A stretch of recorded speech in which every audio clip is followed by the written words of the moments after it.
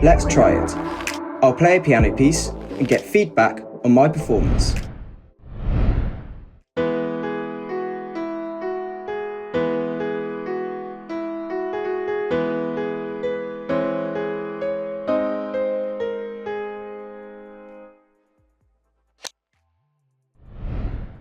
Analyzing your performance now. Great job, I really enjoyed listening to that.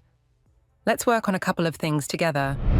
In bar 4, your right hand rhythm wasn't quite steady, and in bar 6, your left hand played a C natural instead of a C sharp in the C sharp minor chord. Which of these would you like to go over first? Let's go over the rhythm in bar 4. Any tips? Sure, try practicing slowly with a metronome.